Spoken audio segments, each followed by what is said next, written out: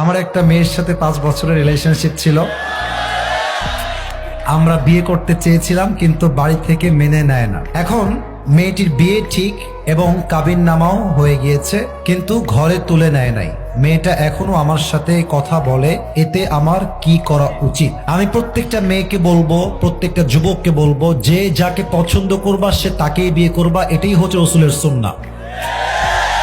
দেখো, একটা মেয়ে যদি অন্য কোনো ছেলেকে পছন্দ করে, বাবা মা যদি সেই মেয়েকে আর এক ছেলের সঙ্গে জোর করে বিয়ে দেয়, তবে মেয়েটা কখনো সংসার জীবনে সুখী হতে পারে না, তার মনটা ওখানেই থেকে যায় আজীবনের জন্য। আজকালকার হাজার হাজার যুবক তার পছন্দের মেয়েকে বিয়ে করতে পারে না জাস্ট টাকার জন্য। যুবক ভাই, আজকে এই জাস্ট টাকার জন্য হাজার হাজার পুরুষের পছন্দের মেয়ে অন্য বাড়ির বউ হয়ে যায়।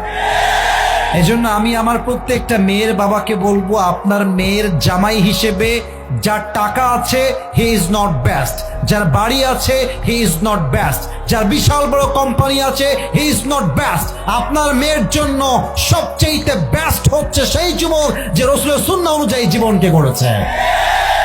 তো যেই যুবকটা প্রশ্ন করেছো যে বিয়ে হয়ে গেছে, সবকিছু ওকে হয়ে গেছে, আমি বলবো সোনামণি, এটা ভুলে যাও। নেক্সট বেটার অপশনকেই তুমি খেয়াল করার চেষ্টা করো।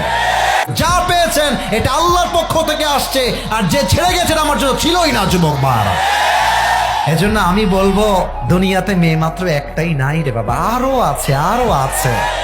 মাথায় রাখতে হবে, আমি পুরুষ মানুষ, আমার মনটা পাথরের মতো শক্ত।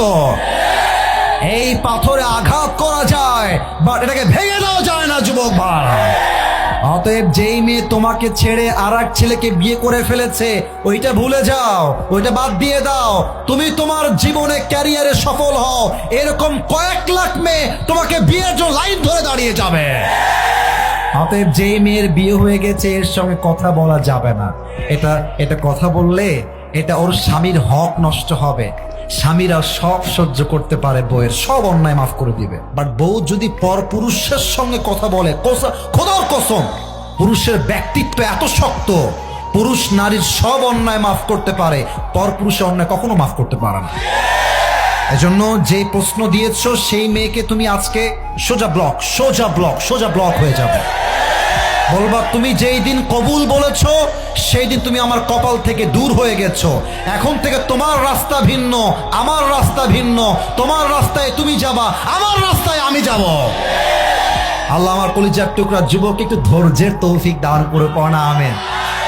আবেগ একটু বেশি তো ওরা বলে যে তুম চলে গে মে কভি ভি শাদি नहीं करूंगा। আমার জীবনে একটাই মানুষ হারিয়ে গেছে বেটা, সে তো বিয়ে করে স্বামীর সঙ্গে এনজয় করছে, তুমি সিঙ্গেল থেকে কষ্ট পাবা কেন? সে এনজয় করবে, তাকে দেখে জেলাস হওয়ার দরকার নাই। সে একটা বিয়ে করেছে, তার জন্য একটা হালাল। তুমি মেরে বেটা মানুষ, তোমাদের 4টা হালাল। ও একটা করবে, তুমি 4টা বিয়ে করে দেখাই দিবা। যুবক ভাই, আবার যুবকদেরকে শক্তি দান করুক, পড়েন সবাই আমেন।